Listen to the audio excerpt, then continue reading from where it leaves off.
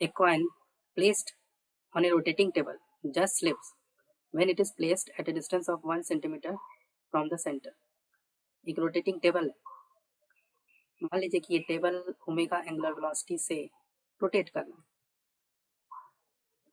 इस पे एक कॉइन को रखा जाता है, वो भी इसके साथ इस टेबल के साथ रोटेट करता है। अगर ये कॉइन सेंटर से 1 सेंटीमीटर के डिस्टेंस पर रहता है तो इसमें स्लिपिंग बिगिन हो जाता है, ये स्लिप करना शुरू कर देता है। If the angular velocity of the table is halved, it will just slip when placed at a distance of fill in the blanks from the center. अगर टेबल, यही टेबल अगर ओमेगा की जगह ओमेगा बाय 2 उसके angular velocity को half कर दिया जाए, ओमेगा बाय 2 से रोटेट करेगा, तो फिर स्लिप करना कितने डिस्टेंस पर शुरू करेगा? From the centre.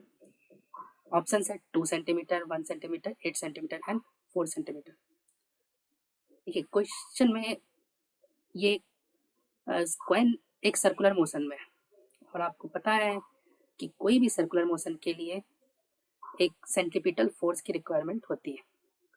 Centripetal force यहाँ पर m ओमेगा स्क्वायर r होगा और ये प्रोवाइड कौन सा फोर्स करेगा? तो यहाँ पर इस केस में टेबल फ्रिक्शन के द्वारा इस कॉइन को सर्कल में घुमाएगा। Friction will be the centripetal force here.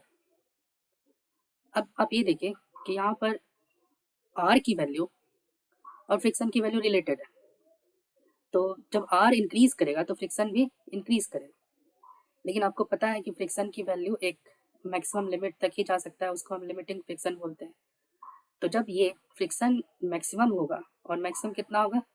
F limiting equals to mu n। यहाँ पर n की वैल्यू कितना होगा? हॉरिजॉन्टल टेबल के ऊपर एक कॉइन रखा हुआ है तो n की वैल्यू यहाँ पर होगा mg। तो mu mg is the maximum friction force. इस समय जो r की वैल्यू होगी वो क्या होगा? मैक्सिमम होगा। यही जो है इस क्वेश्चन में, इसी r मैक्स पर स्लिपिंग स्टार्ट होगा। जस्ट स्लिप का मतलब जो है क्वेश्चन में दिया गया है यही है कि उस वो r मैक्स की वैल्यू दिया हुआ है। यहाँ पर आपको 1 सेंटीमीटर जो दिया है r मैक्स है, मैक्सिमम रेडियस है जिसमें कि ये कॉइन इस टेबल में घूम सकता है, टेबल के साथ घूम सकता है विदाउट एनी स्लिपिंग। और अगर आप 1 से ज़्यादा कर देंगे रेडियस को तो ये स्लिपिंग इसमें आ जाएगा। तो यहाँ पर 1 सेंटीमीटर पे स्लिपिंग होने का ये मतलब है कि इट इज़ सेफ व्हेन, अगर रेडियस 1 सेंटीमीटर से कम रहता है तो ये बहुत आसानी से इस रीजन में टेबल के साथ रोटेट करेगा विदाउट एनी स्लिपिंग। बट जैसे ही रेडियस इस रीजन में जाएगा, रेडियस 1 सेंटीमीटर से बड़ा होगा, तो फिर इसमें स्लिपिंग आ जाएगा। पहला इक्वेशन, पहला केस आपको ये है कि लिमिटिंग फ्रिक्शन दिया है mu m g equals to m omega square 1 centimetre. Case number 1।